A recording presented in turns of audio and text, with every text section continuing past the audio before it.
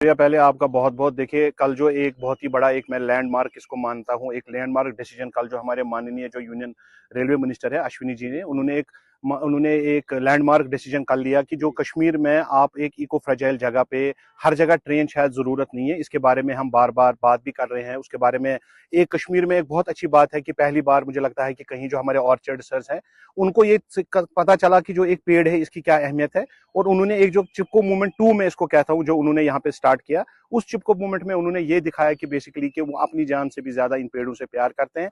और एक मैसेज उन्होंने दिया अक्रॉस कि हम पेड़ों के लिए कुछ भी कर सकते हैं। और कश्मीर एक आम जगह नहीं है, एक इको फ्रेजाइल जगह है। हम जब यहाँ पे ट्रेन आई, we were the first to welcome it. हम कभी डेवलपमेंट के खिलाफ नहीं है, डेवलपमेंट इज इंपॉर्टेंट। ट्रेन यहाँ पे आई है, ट्रेन अभी चल रही है, बहुत ही अच्छा है। आगे बारामूला से आगे भी जाएगी, उसमें कोई ऐतराज नहीं है। लेकिन जब भी आप कभी ट्रेन को एक इको फ्रेजाइल जगह में जैसे शुपियन या पहलगाम की तरफ लेते हैं, हमें ये खबर मतलब पता होना चाहिए, we should be knowing this कि कश्मीर का जो बहुत सारे एरियाज हैं जो बहुत ही ज्यादा इको फ्रेजाइल है, और उन इको फ्रेजाइल जगहों पे हम उस जगह को अगर हम डिस्टर्ब करते हैं तो उसके जो इम्प्लीकेशंस है, जैसे आप देख रहे हैं कि हमारा जो जब तक 20 जनवरी नहीं हुआ 2026 का कोई स्नोफॉल नहीं था, अभी भी रेन और स्नो हमारा जो है डेफिसिट चल रहा है। इन चीजों को मद्देनजर रखते हुए जैसे हमारे माननीय जो रेलवे मिनिस्टर है उन्होंने यहाँ के जो एमपीज और यहाँ की जो लोकल गवर्नमेंट है उनको प्रेज किया। मैं उनको भी अपनी तरफ से, अपनी पूरी टीम की तरफ से उनको भी सराहता हूँ, उनका भी शुक्रगुजार हूँ कि उन्होंने इस मसले को संजीदगी से लिया। और मैं चाहता हूँ कि अब एनवायरमेंट इमरजेंसी की तरफ आ गया है।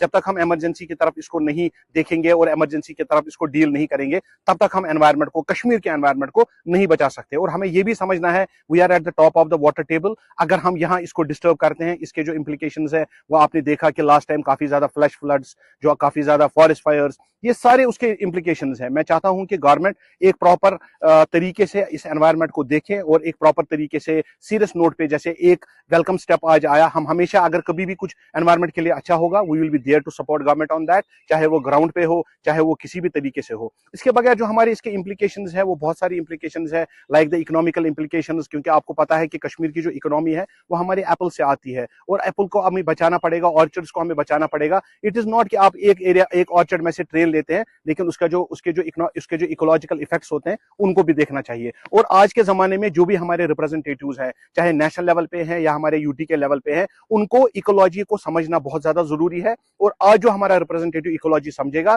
ही has the right to represent his people, क्योंकि कश्मीर एक आम जगह नहीं है, एक बहुत ही इको फ्रेजाइल जगह है। इसके जो इकोनॉमिक पर्सपेक्टिव्स है, उन इकोनॉमिक पर्सपेक्टिव्स के बारे में कैसे, इसके बारे में मैं आजर साहब को रिक्वेस्ट करूंगा कि he will talk about the economic perspective of this. हुकूमत के साथ दिया और इसके ऊपर एक ऐसा फैसला यहाँ पे दिया जिस फैसले से यहाँ की जो हमारे ऑर्चार्डिस्ट हैं उनको एक रिलीफ मिला। देखिए, आज अगर हम देखें कश्मीर के अंदर पूरे तरीके से अनएम्प्लॉयमेंट फैला हुआ है, और एक वाहिद जरिया हमें लगता है वो हमारे ऑर्चार्ड्स है। जो हमारा फ्रूट यहाँ पे प्रोड्यूस होता है उसी की बिना के ऊपर हमारी इकोनॉमी भी चलती थी।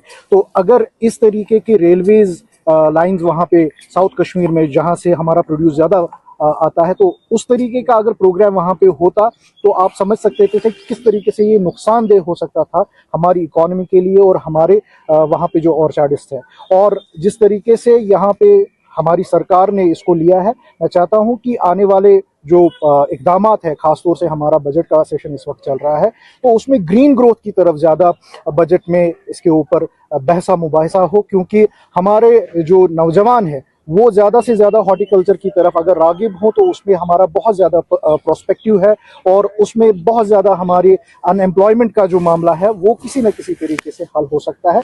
तो ये जो इकदाम यहाँ पे उन्होंने उठाया है ये सराहनीय है, और इसी तरीके इकदाम हम इंशाल्लाह ताला आइंदा देखना चाहते हैं। और उसमें जिस तरीके से मैंने फिर से कहा कि ग्रीन ग्रोथ है या हॉर्टिकल्चर के तय जहाँ पे हम कहते हैं कि ऑर्चार्ड्स को बढ़ाया जाएगा, नेचुरल फार्मिंग को बढ़ाया जाएगा, तो उसमें गवर्नमेंट को देखना चाहिए कि हम फर्दर इसको कैसे बढ़ाएं, और जिससे हमारे जो नौजवान आज यहाँ पे बड़े मजबूर और मायूस हो चुके हैं तो उनको भी किसी न किसी तरीके से एक अपॉर्चुनिटी मिले। मुझे लगता है कि हर किसी कश्मीरी बंदे, हर किसी को जो यहाँ पे, जो भी इस धरती पे रहता है, स्पेशली जो कश्मीर में रहता है, उसकी ये जिम्मेवारी बनती है कि वो अपने तरीके से अपने एनवायरनमेंट को सेव करे। मैं हमेशा कहता हूँ एनवायरनमेंट हमारे किचन से स्टार्ट होता है, ये कोई बड़ी चीज नहीं है, ये हमारी रोजमर्रा की जिंदगी है।